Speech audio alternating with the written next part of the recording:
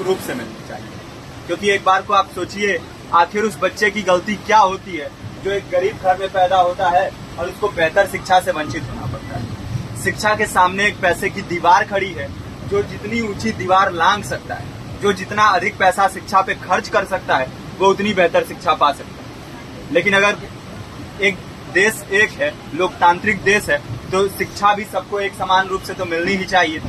आज परिस्थिति ये है कि एक तरफ तो प्राइवेट स्कूल हैं जो लूट के अड्डे बने हुए हैं, वहां पे आप एडमिशन कराने जाएंगे तो सिर्फ एडमिशन के नाम पे ही आपको 10,000 20,000 रुपए देना होगा। और कमीशन खोरी का ऐसा धंधा है कि कॉपी, किताब, टाई, बेल्ट, ड्रेस, जूता कहाँ से खरीदना है ये आप नहीं तय करेंगे वो प्राइवेट स्कूल वाले। यानी आम लोगों की मेहनत की आखिरी कौड़ी उनके जेब से वसूल लेना चाहते हैं। और दूसरी तरफ सरकारी स्कूलों में न तो पर्याप्त टीचर हैं, न पर्याप्त बिल्डिंगें हैं। 2019 का ही ये पुराना आंकड़ा है कि हर 100 में से 52 स्कूलों में या तो एक टीचर है या 2 टीचर हैं। और उन्हीं टीचरों के ऊपर जिम्मेदारी थोप दी जाती है कि जनगणना करो, मतगणना करो, पशुगणना करो, तमाम काम करवाए जाते हैं। और 19 के बाद से तब से कितने टीचर रिटायर हुए होंगे और 18 के बाद से कोई टीचर की वैकेंसी भी नहीं है।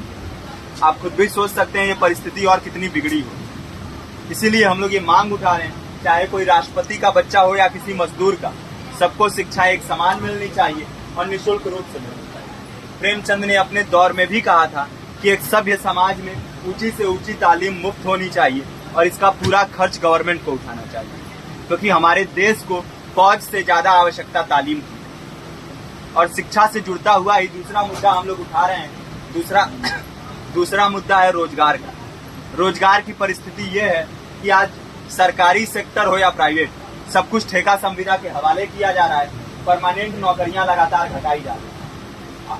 इसी रेलवे में 1995 के आसपास लगभग 18.5 लाख कर्मचारी काम करते थे, लेकिन आज उनकी संख्या 12 लाख थी।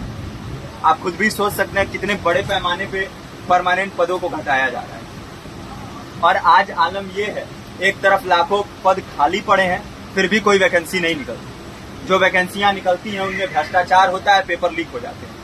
RO, UP police, BPSC, SSC, CGL, ऐसे तमाम पेपर लीक हो चुके हैं, आप लोग भी जानते ही हैं। अभी नीट की धांधली में ये पता चला कि एक एक पेपर 30 लाख से 50-50 लाख रुपए में बेचा गया।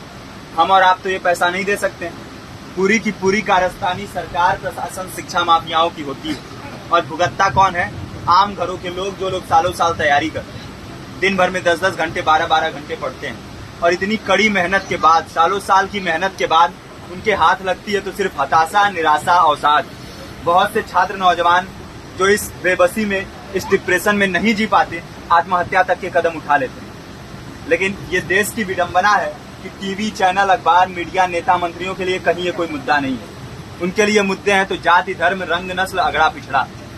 आज जब पूरी परिस्थिति इतनी भयावह है तो ये जरूरी है कि लोगों के बीच में जाया जाए, लोगों को संगठित किया जाए और एकजुट किया जाए। क्योंकि आज अगर अपने मुद्दों पर बोलेंगे नहीं तो कल को ये परिस्थिति और बिगड़ेगी। हो सकता है ले दे के अपनी जिंदगी तो हम लोग काट ले जाएं, लेकिन आने वाली पीढ़ियों को क्या भविष्य देके जाएंगे, ये भी सोचने वाली बात है।